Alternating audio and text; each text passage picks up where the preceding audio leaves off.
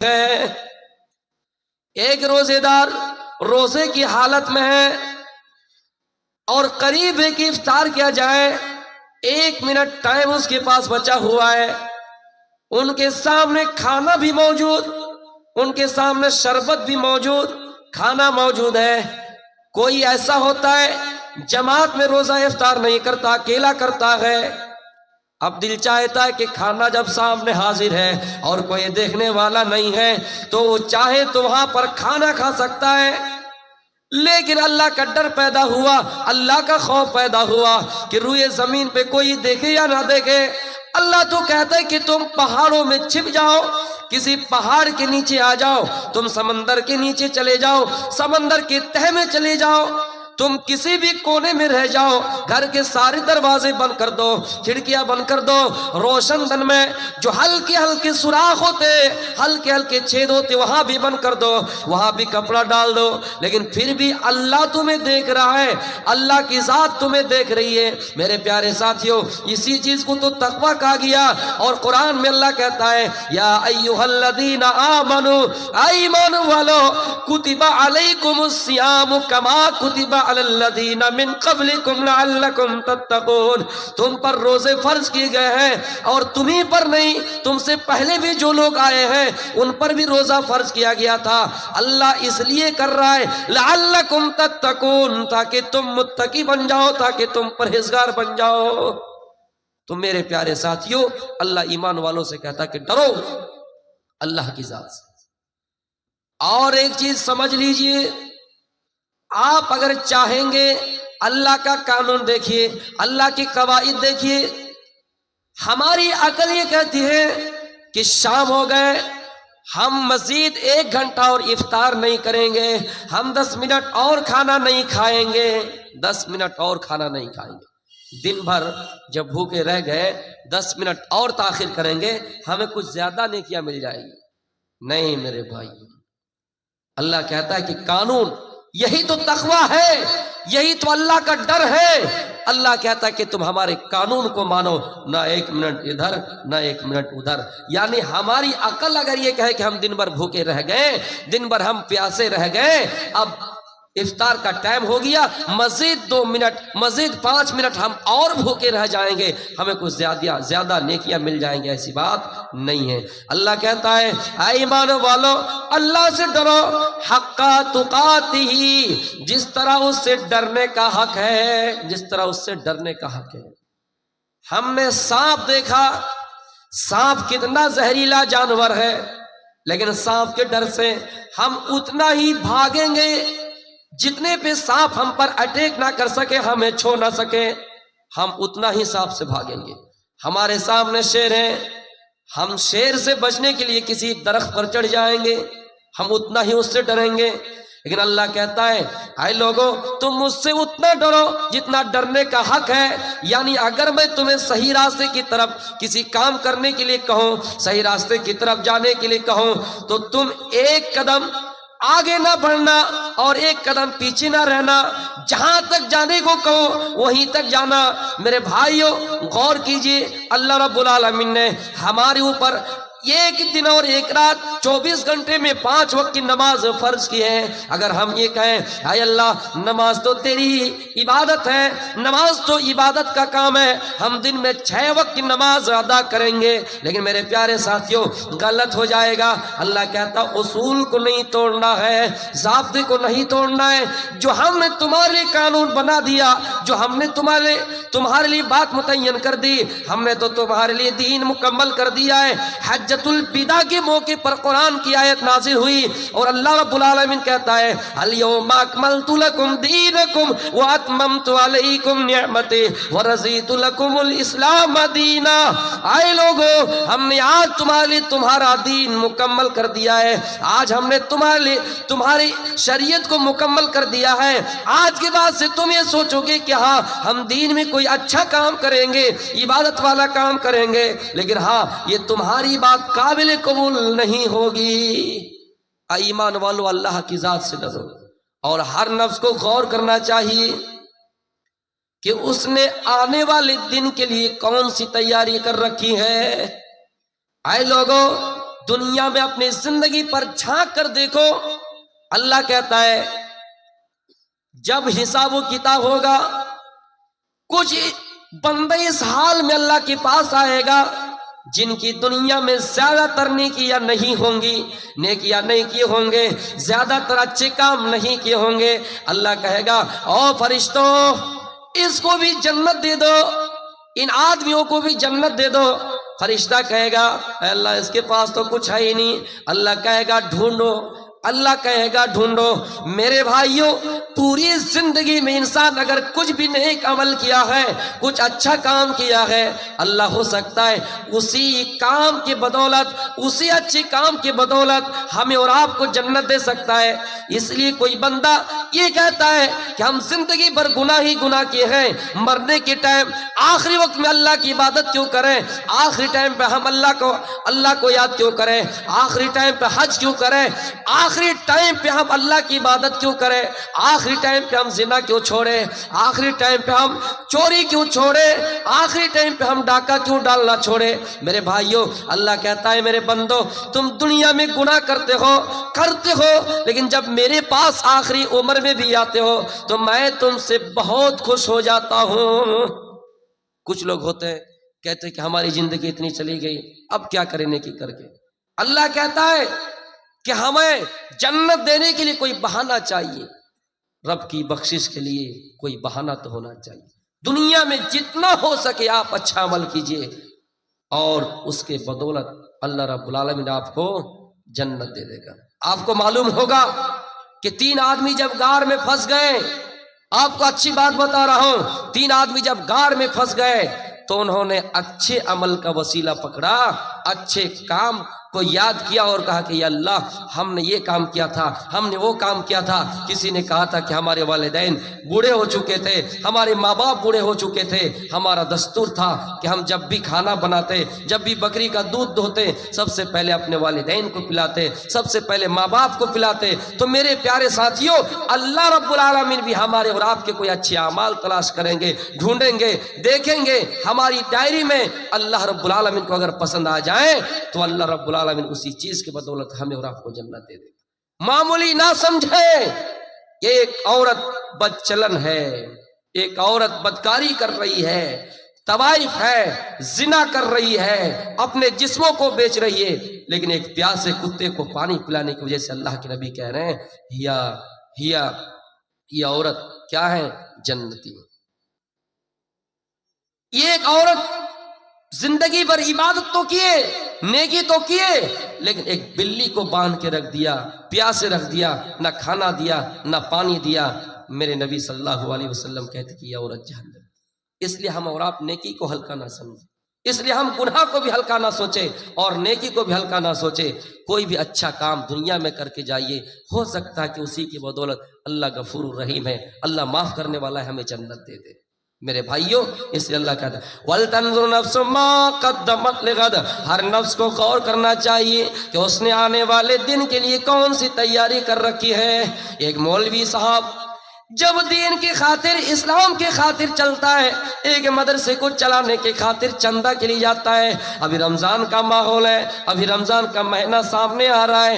کتنے مسلمان، کتنے مولوی ایسے ہیں، کتنی عالم ایسے ہیں جو مدرسے کی خاطر، مدرسے کو چلانے کی خاطر ہماری بچیاں وہاں پڑھے گی، ہمارے بچے وہاں پڑھیں گے، دین کا کام ہوگا، مدرسے کے خاطر چندہ کے لیے باہر جاتے ہیں. کوئی کیرل جاتے ہیں، کوئی ممبئی جاتے ہیں، کوئی دہلی جاتے ہیں، کوئی حیدرآباد جاتے ہیں. میرے بھائیوں قربان جائیے، کچھ لوگ ایسے بھی ملیں گے جو یہ کہیں گے کہ اپنے پیٹ کے لیے جا رہے ہیں، کچھ لوگ ایسے بھی ہوں گے جو کہیں گے اپنے بال بچوں کے لیے جا رہے ہیں. ہاں اللہ نے جب پیٹ دیا ہے، اللہ رزق کا مالک ہے. اللہ کہتا ہے وَمَا مِن دَابَّةٍ فِي الْأَرْضِ إِلَّا عَلَى اللَّهِ رِزْقُهَا. اے لوگو دنیا میں زمین میں کوئی ایسا جاندار نہیں جن کا رزق ہمارے ذمے میں نہ ہو.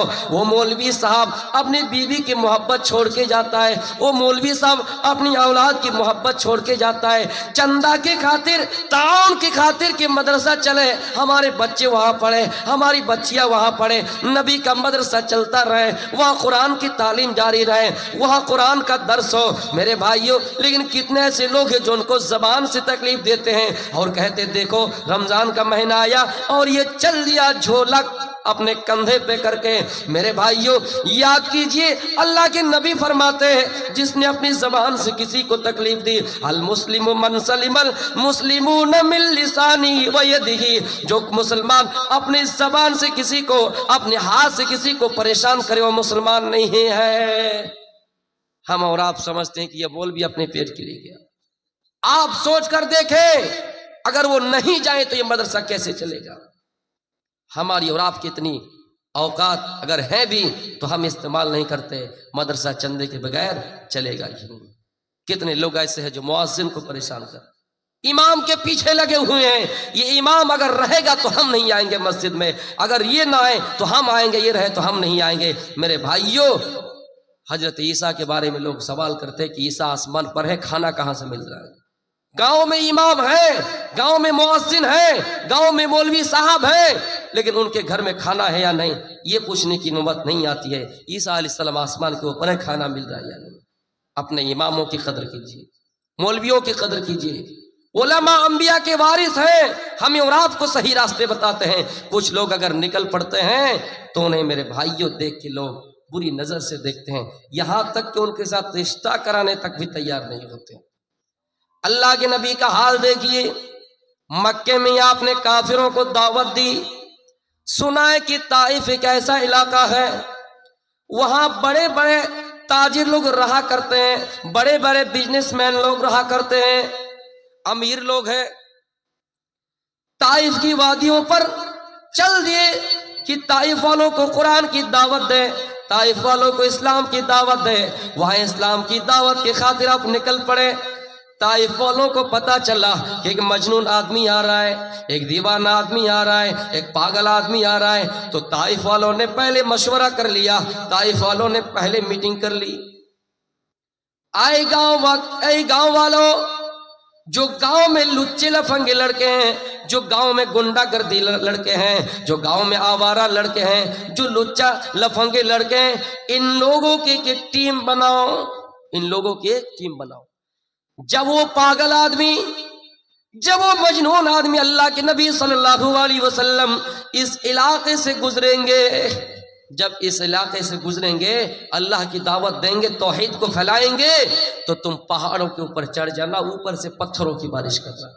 اللہ کے نبی طائف کے علاقے چلے گئے اور دین کی دعوت دے رہے ہیں. یہ لچے لفنگے لڑکے پہاڑوں پہ چڑھ کے نبی اکرم پر پتھروں کی بارش کر رہے ہیں, پتھر پھینک رہے ہیں, پتھروں کی بارش کر رہے ہیں. اللہ کے نبی کے سر پہ پتھر لگتا ہے, سر پھٹ جاتا ہے, خون نکلنے لگتا ہے, اور وہ خون دھیرے دھیرے پورے جسم پہ آتا ہے, اور رستا ہوا پیروں پہ آتا ہے, جوتا پر آتا ہے, اور آپ کے دانت بھی شہید کر دیے جاتے ہیں.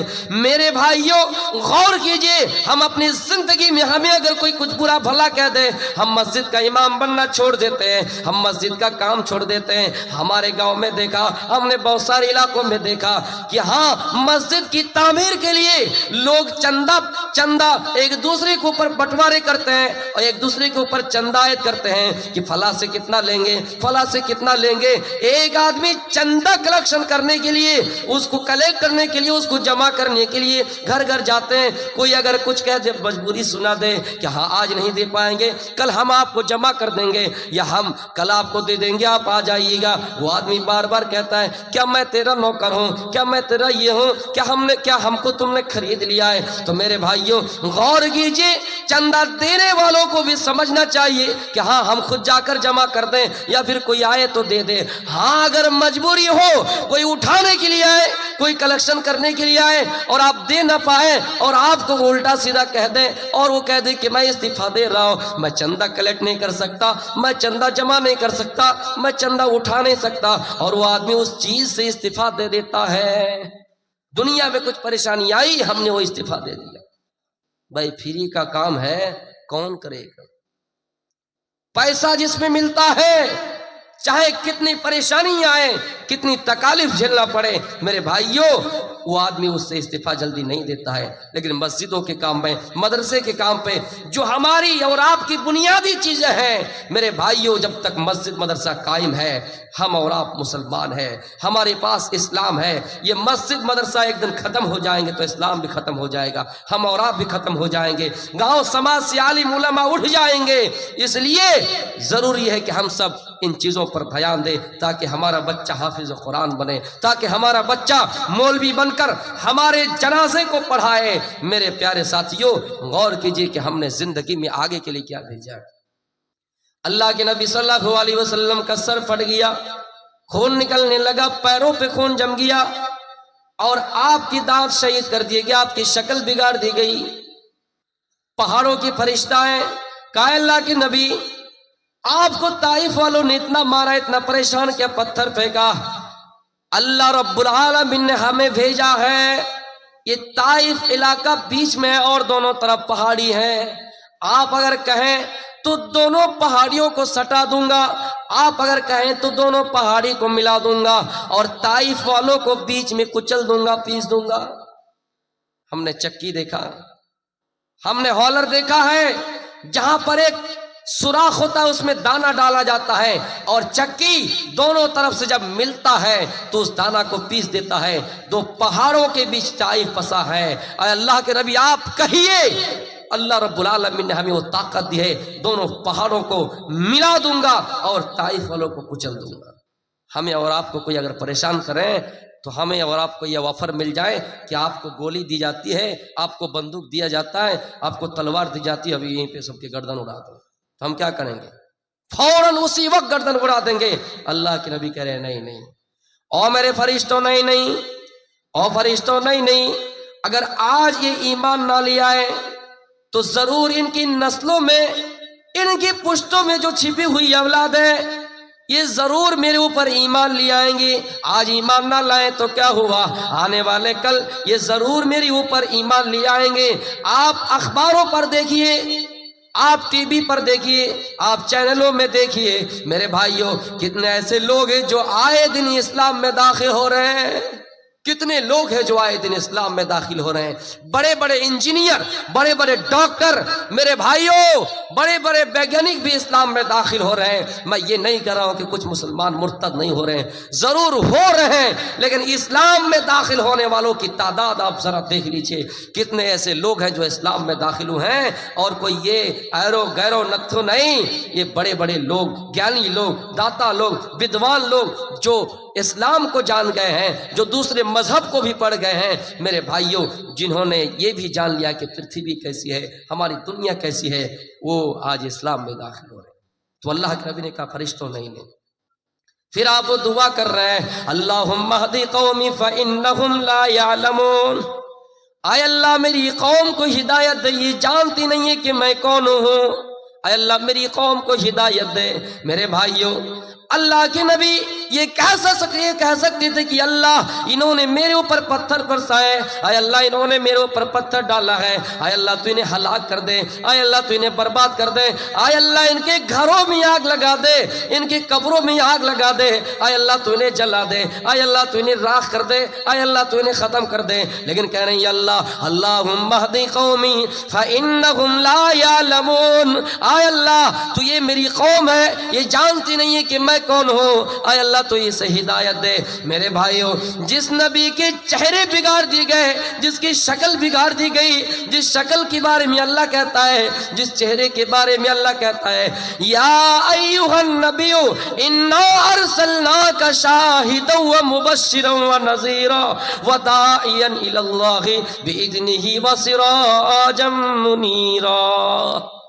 جس نبی کے چہرے کے بارے میں اللہ کہتا ہے کہ اے نبی ہم نے آپ کو دنیا میں شاہد بنا کر بھیجا، ہم نے آپ کو خوشخبری دینے والا بنا کر بھیجا، ہم نے آپ کو ڈرانے والا بنا کر بھیجا، ہم نے آپ کو دائی بنا کر بھیجا، اور ہم نے آپ کا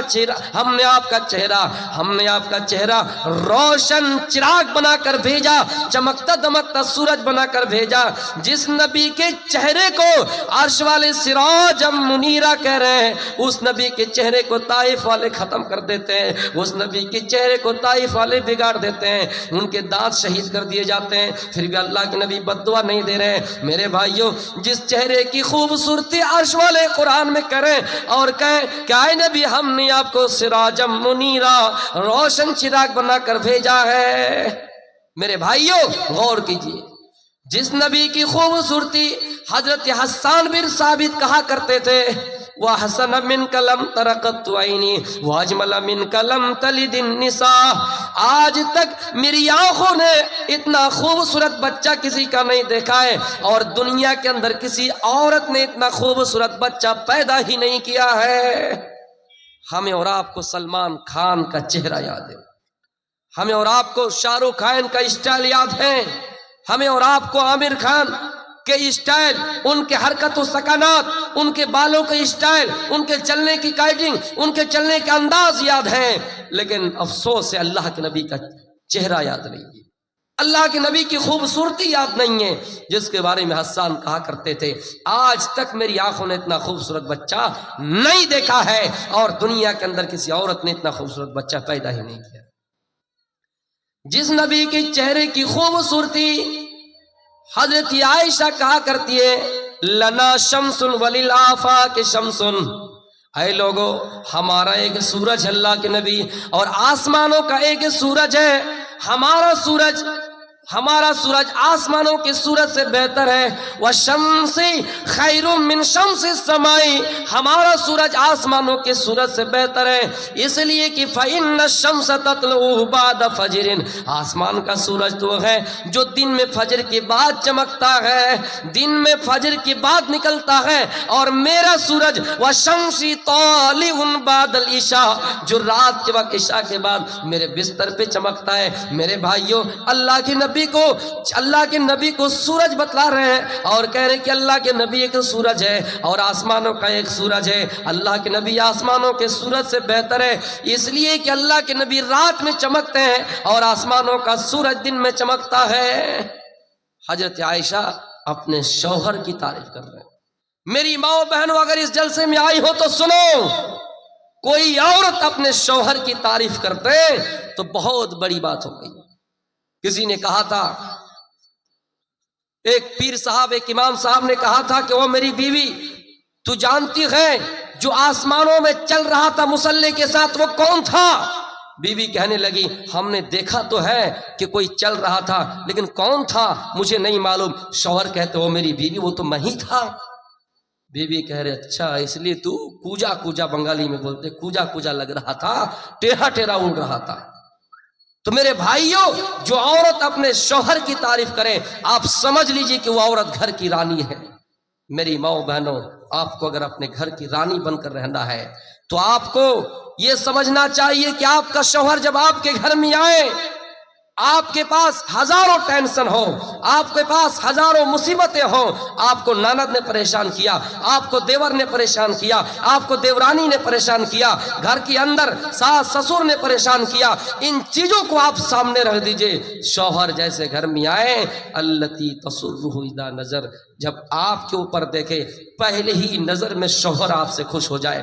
ایسا نہیں کہ آپ اپنے چہرے کو 5 کلو بنا لیں، آپ اپنے چہرے کو 10 کلو بنا لے، اور شوہر گھر کے اندر داخل ہوتے ہی ناند نے کیا، ساس نے کیا، سسر نے کیا، آپ نے ساری باتوں کو ڈائری میں نوٹ کر لیا، اپنے دماغوں میں بھر لیا۔ جیسے شوہر آئے، اور شوہر ہو سکتا ہے راستے میں پریشان ہو کر آئے، تھکا مندہ آئے، بزنس میں برکت نہیں ہوئی، کاروبار میں برکت نہیں ہوئی، میرے بھائیوں پریشان حال ہے، اور آپ نے اس کا دماغ اور ہی آگے بڑھا دیا، گرم کر دیا، تو پھر وہ شوہر اپنے گھر کو برباد کر دیتا ہے۔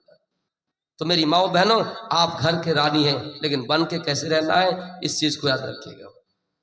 تو اللہ کے نبی کی تعریف کون کر رہے ہیں؟ حضرت عائشہ۔ یہ بہت بڑی بات۔ وَلْتَنْظُرْ نَفْسٌ مَا قَدَّمَتْ لِغَدٍ، ہر نفس کو غور کرنا چاہیے کہ اس نے آنے والے دن کے لیے کون سی تیاری کر رکھی ہے۔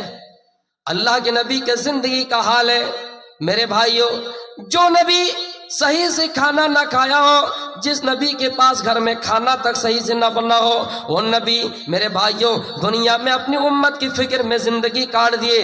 قیامت کے دن جب کچھ لوگ اپنی اپنی اعمالوں کے حساب سے پسینے میں غرق ہوں گے، ڈوبے ہوئے ہوں گے، لوگ کہیں گے نفسی نفسی، اللہ کے نبی کہیں گے امتی امتی، میرے امت کا کیا حال ہوگا، میرے امت کا کیا حال ہوگا؟ اور لوگوں وَلْتَنْظُرْ نَفْسٌ مَا قَدَّمَتْ لِغَدٍ، ہر نفس کو غور کرنا چاہیے اور یہ سمجھنا چاہیے کہ اس نے آنے والے دن کے لیے کون سی تیاری کر رکھی ہے۔ حضرت عمر فاروق کا حال یہ کہ آپ قرآن پڑھ رہے ہیں اور قرآن کی آیت ہاتھ لگی اور اللہ کہتا ہے اِنَّ عَذَابَ رَبِّكَ لَوَاقِعٌ، اے لوگو یقیناً تیرے رب کا عذاب واقع ہونے والا ہے، تیرے رب کا عذاب برق ہے، یعنی جہنم میں اللہ آگ میں جلائے گا، قبر میں آگ ہوگی، قبر میں عذاب دیا جائے گا۔ یہ آیت پڑھی، بے ہوش ہو گئے، زمین پہ گر گئے، لوگ عیادت کرنے کے لیے آئے، حضرت عمر فاروق بے ہوش ہے، زمین پہ گر گئے، لوگ عیادت کرنے کے لیے آئے، حضرت عمر فاروق سے کہا گیا اے عمر فاروق ابھی آپ کی طبیعت کیسی؟ عمر فاروق کہہ رہے تھے لوگوں کاش کہ میں زمین میں پڑا ہوا ایک دن کا ہوتا، نہ میں انسان بنایا جاتا، نہ میرا حساب و کتاب ہوتا۔ اے لوگوں اللہ اگر آسمان سے آواز دے، آواز دینے والا آواز دے اور کہے دنیا کے اندر سارے لوگ جنتی ہیں ایک ہی جہنمی، تو حضرت عمر اپنے آپ کو محسوس کرے گا کہ میں ہی جہنمی ہوں، جس کو اللہ کے نبی نے دنیا میں سرٹیفکیٹ دے دیا ہوں کہ عمر فی الجنہ، عمر جنتی ہے، عمر جنت۔ اس عمر کا حال کیا ہے؟ قرآن کی ایک آیت پڑھ رہے ہیں، بے ہوش ہو کر زمین پہ گر گئے۔ ہم اور آپ رمضان مہینے میں 2 بار 3 بار پڑھ ہی لیں گے، ہماری بہنیں 2-3 بار قرآن پڑھ لیں گے، لیکن پورا قرآن پڑھ جانے کے بعد پھر بھی ہمارے دل میں بات اترتی نہیں ہے۔ وہ صحابہ تھے جو قرآن کی ایک آیت پڑھ کے دل کی دنیا بدل دیتے تھے۔ ہم اور آپ پوری رات جلسہ سنتے سناتے ہیں، ہم اور آپ پورے مہینے جلسہ سنتے اور سناتے ہیں، لیکن ہمارے دل کی دنیا بدلتی نہیں ہے۔ حضرت عمر فاروق کہا کرتے تھے ایک دن بڑی پیشی ہونے والی ہے، سب کو پیش کیا جائے گا اور سب کو اپنا اپنا حساب دینا ہے، اس لیے لوگوں دنیا میں اپنا حساب و کتاب کر لو، دنیا ہی میں اپنا حساب و کتاب کر لو۔ قرآن میں اللہ کہتا ہے فَأَمَّا مَنْ ثَقُلَتْ مَوَازِينُهُ فَهُوَ فِي عِيشَةٍ رَاضِيَةٍ، اے لوگوں جن کی نیکیاں زیادہ ہوں گی، جن کے اچھے کام زیادہ ہوں گے، جن کے میزان بھاری ہوں گے، فَهُوَ فِي عِيشَةٍ راضیہ، وہ عیش و عشرت والی زندگی میں ہوں گے، وہ آرام والی زندگی میں ہوں گے۔ نیکیاں زیادہ ہوں گی تو جنت میں ہوں گے، اور جس کی نیکیاں کم ہو جائے گی فَوَأَمَّا مَنْ خَفَّتْ مَوَازِينُهُ، اور جس کی نیکیاں کم ہوگی اللہ کہتا ہے فَأُمُّهُ ہاویہ، اس کا ٹھکانہ ہاویہ ہے، اس کا ٹھکانہ جہنم ہے۔ وہ لوگوں جہنم کیا ہے؟ اللہ کہتا ہے نارٌ حامیہ، وہ جہنم دہکتی ہوئی آگ ہے، وہ جہنم دہکتی ہوئی آگ ہے۔ دنیا کی آگ کوئلے سے جلائی جاتی ہے، دنیا کی آگ پیٹرول سے جلائی جاتی ہے۔ ہماری ماں بہنوں ہماری ماں بہنوں جب کھانا بناتی ہے یاد کرو، جب تم کھانا بناتی ہو یاد کرو، جب گھر میں روٹی بنانا ہوتا ہے، چاول بنانا ہوتا ہے تو وہ گھر میں لکڑی کا استعمال کرتی ہے، کبھی گیس کا استعمال کرتی ہے، لیکن اللہ کہتا ہے وہ لوگوں جہنم کی آگ جلے گی، وقودها الناس والحجارہ، جہنم کی آگ جلائی جائے گی تو انسان سے جلائی جائے گی، پتھروں سے جلائی جائے گی۔ او جہنم ان جہنم کانت مرصادا، جہنم کے بارے میں اللہ کہتا ہے جہنم گھات میں، جہنم انتظار کی جگہ میں، جہنم انتظار کر رہی ہے، مجرمین کا انتظار کر رہی ہے، گنہگاروں بے ایمانوں ڈکیتوں چوروں کا انتظار کر رہی ہے، بے ایمانوں مشرکوں کافروں کا انتظار کر رہی ہے۔ وہ لوگوں جہنم کس کے لیے بنی ہے؟ جہنم کن لوگوں کے لیے بنی ہے؟ اللہ کہتا ہے للطاغین مآبا، جہنم تو سرکشوں کے لیے ہے، جہنم تو دنیا میں نافرمانی کرنے والوں کے لیے ہے۔ میرے بھائیوں جہنم کی گہرائی کتنی ہے؟ صحابہ کرام اللہ کے نبی کے مجلس میں بیٹھے ہیں، اچانک تیز اور دھماکے کی آواز آئی، اللہ کے نبی نے پوچھا وہ میرے صحابہ یہ آواز کیسی تھی؟ صحابہ کہنے لگے اللہ کے نبی آپ ہی بتائیے۔ اللہ کے نبی کہہ رہے ہیں وہ میرے صحابہ آج سے 70 سال پہلے ایک پتھر پھینکا گیا تھا جو جہنم کی تہ میں آج پہنچا ہے۔ میرے بھائیوں جہنم کی گہرائی اتنی ہوگی، اور اس گہرائی میں کون لوگ جائیں گے؟ ان المنافقین فی الدرک الاسفل من النار، جہنم میں منافقین نچلے حصے میں ہوں گے، گہرائی میں ہوں گے۔ تو میرے بھائیوں، حضرت عمر فاروق یہ کہا کرتے تھے۔ حضرت عثمان غنی کا حال ہے، حضرت عثمان غنی بحیات تھے۔ اللہ کے نبی کے پاس کوئی صحابہ آئے، عمر آئے، ابو بکر آئے، آپ کے کچھ جسم کا حصہ کھلا تھا، آپ نے اس کا پردہ نہیں کیا۔ جیسے عثمان غنی آئے، آپ نے پردہ کر لیا۔ حضرت عائشہ بعد میں کہتی ہیں، اللہ کے رسول، آپ کے گھر میں عمر آئے، آپ کے گھر میں ابو بکر آئے، آپ نے پردہ نہیں کیا، لیکن جب عثمان آئے تو آپ نے جلدی سے پردہ کیوں کر لیا؟ اللہ کے نبی کہتے ہیں، او عائشہ، حضرت عثمان غنی کو دیکھ کر فرشتے بھی شرماتے ہیں، فرشتے بھی حیا کرتے ہیں، تو میں کیوں نہ کروں؟ میرے بھائیوں، یہاں مرد تو چھوڑیے، عورت بھی حیا نہیں کرتی ہے، مرد تو چھوڑیے، عورت بھی شرمیلی نہیں ہے، مرد تو چھوڑیے، عورت بھی حیا کو اختیار نہیں کرتی، جبکہ شرم و حیا یہ اصلی زیور ہیں، اور الحیاء من الایمان، حیا ایمان میں سے ہیں۔ کہیں پر فرمایا الحیاء شعبۃ من الایمان، حیا ایمان کا حصہ ہے۔ میرے بھائیوں، اس عثمان غنی کا حال ہے، آپ جب قبر کے بارے میں سنتے یا قبرستان کے پاس جاتے تو عذاب قبر سے روتے۔ لوگوں نے پوچھا، عثمان تذکر الجنت والنار، جنت کا ذکر کیا جاتا ہے، جہنم کا ذکر کیا جاتا ہے، آپ نہیں روتے ہیں، لیکن عذاب قبر سن کے کیوں روتے ہیں؟ حضرت عثمان غنی جواب دیتے، لوگوں، ان القبر اول منزل من منازل الاخرہ، یہ جو قبر کی منزل ہے آخرت کی منزلوں میں پہلی منزل ہے، یہاں اگر کوئی پاس ہو گیا آسانی سے تو آگے کے منزل اور اس کے لیے آسان ہو جائیں گے۔ تو میرے بھائیوں، حضرت عثمان غنی کا حال دیکھیے، جبکہ عثمان غنی کو اللہ کے نبی نے کہا، ما ضر عثمان، اے عثمان، تم کو کوئی چیز نقصان نہیں پہنچا سکتی ہے، کچھ بھی نیکی نہ کرو آج کے بعد، پھر بھی تم جنتی ہو۔ اس عثمان غنی کا حال دیکھیے کہ عذاب قبر سن کے روتے ہیں، ہم اور آپ کے ہمارے اندر یہ احساس نہیں ہوتے۔ عثمان غنی جن کے حیا کا ذکر اللہ کے نبی نے حدیثوں کی کتاب میں کی ہے، میرے بھائیوں، آج ہم اور آپ کس دہلیز پہ کھڑے ہیں، ہم اور آپ کس مقام پہ کھڑے ہیں؟ حضرت موسیٰ علیہ السلام کے بارے میں بھی کہا جاتا ہے کہ حضرت موسیٰ علیہ السلام بنی اسرائیل کے اندر، کوئی مفسرین یہ لکھتے ہیں کہ بنی اسرائیل کے اندر لوگ پہلے ننگا ہو کر نہایا کرتے تھے، حضرت موسیٰ علیہ السلام کو یہ چیز پسند نہیں آئی، کپڑا پہن کر نہاتے تھے۔ بنی اسرائیل نے مذاق بنایا، ان کی قوم نے مذاق بنایا کہ موسیٰ کو دیکھے، موسیٰ کہ کہیں ایسا تو نہیں کوئی حصہ عیب دار ہو، موسیٰ کا کہیں وہ ایسا حصہ تو نہیں جو عیب دار ہو۔ حضرت موسیٰ علیہ السلام کے بارے میں پتہ کرنے لگے۔ موسیٰ علیہ السلام ایک پتھر پر اپنا کپڑا رکھ دیتے ہیں اور غسل کرنا شروع کر دیتے ہیں۔ اللہ نے حکم دیا، پتھر موسیٰ کا کپڑا لے کر بھاگ جاؤ، موسیٰ کا کپڑا لے کر دور ہو جاؤ۔ موسیٰ اپنے کپڑے کی تلاش کے لیے گئے تو بنی اسرائیل ان کی قوم نے موسیٰ علیہ السلام کو دیکھ لیے اور دیکھا کہ سارے جسم پاک ہیں، ہاتھ بھی صحیح، پیر بھی صحیح، جسم کے اندر جتنے بدن ہیں سارے صحیح۔ وہ لوگ کہنے لگے، ہاں موسیٰ کے اندر کوئی عیب نہیں ہے، موسیٰ حقیقت میں اللہ والے ہیں، موسیٰ حقیقت میں حیا والے ہیں، موسیٰ حقیقت میں موسیٰ حقیقت میں شرمندہ محسوس کرتے ہیں۔ میرے بھائیوں، جب موسیٰ مصر سے مدین گئے، وہاں پر دو لڑکی جو بعد میں موسیٰ کی ایک بیوی بن گئی تھی، مصر سے مدین گئے، وہاں دو لڑکی بکریاں چرانے آئی تھی، چرواہے کی شکل میں بکریاں چرانے آئی تھی۔ میرے بھائیوں، اور دستور تھا، ایک کنواں ہے، بڑا سا کنواں ہے، اور چرواہے جب گھر جانے کا ٹائم قریب ہو جائے، جب گھر جانے کا وقت ہو جائے تو اپنے مویشیوں کو، اپنے جانوروں کو پانی پلانے کے لیے اس کنویں میں جائیں گے، پانی پلانے کے لیے اس کنویں میں جائیں گے۔ سارے لوگ، جتنے لڑکے تھے، جتنے مرد حضرات تھے، سارے لوگ پانی پلانے کے لیے چلے گئے۔ یہ دونوں شرمیلی عورت، دونوں شرمیلی لڑکی دور میں کھڑی ہے۔